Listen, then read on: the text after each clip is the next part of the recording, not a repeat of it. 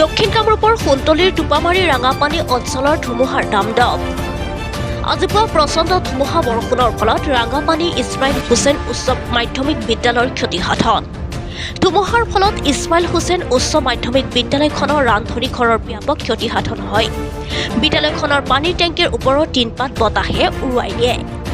ৰান্ধনী ঘৰটোৰ টিনপাতৰ চালি ধুমুহাই উৰুৱাই নিয়াৰ ফলত ৰন্ধা বঢ়াৰ ক্ষেত্ৰত সমস্যাৰ সৃষ্টি হয়।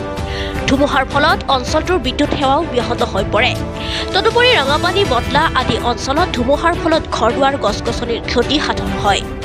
ধুমুহাত ক্ষতিগ্ৰস্ত বিদ্যালয়খনৰ লগতে অঞ্চলৰ ৰাইজৰ ক্ষতিপূৰণ দিবলৈ চৰকাৰৰ ওচৰত দাবী জনাইছে। News desk DN24 news. Ismail Hussain হাইস্কুলৰ এজন সহকাৰী শিক্ষক হয়। আজি ৰাতিপুৱাতে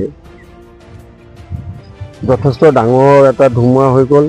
এই ধুমুহাত আমাৰ বিদ্যালয়ৰ ৰান্ধনী ঘৰখনৰ চালিখন ভাঙি পেলালে ধুমুহাই, আৰু ইয়াৰ কাৰণে আমাৰ ছাত্ৰ ছাত্ৰীসকলৰ মিড ডে মিল ৰন্ধা বঢ়াৰ কাৰণে অসুবিধা হৈ পৰিছে।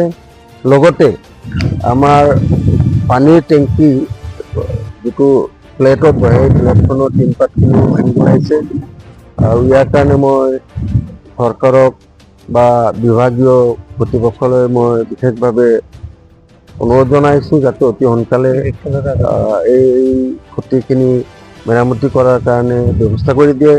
লগতে সামগ্ৰিকভাৱে আমাৰ অঞ্চলৰ বহুতৰে ঘৰ দুৱাৰ ইত্যাদি বা গছ গছনিও ভাঙি পেলাইছে। গতিকে আমাৰ বিদ্যালয়ৰ ক্ষতিৰ লগতে আমাৰ যিখিনি মানুহৰ ক্ষতি হৈছে, সেই ক্ষতিখিনি যাতে পূৰণ হয় তাৰ বাবে মই চৰকাৰলৈ বিশেষভাৱে অনুৰোধ জনাইছোঁ।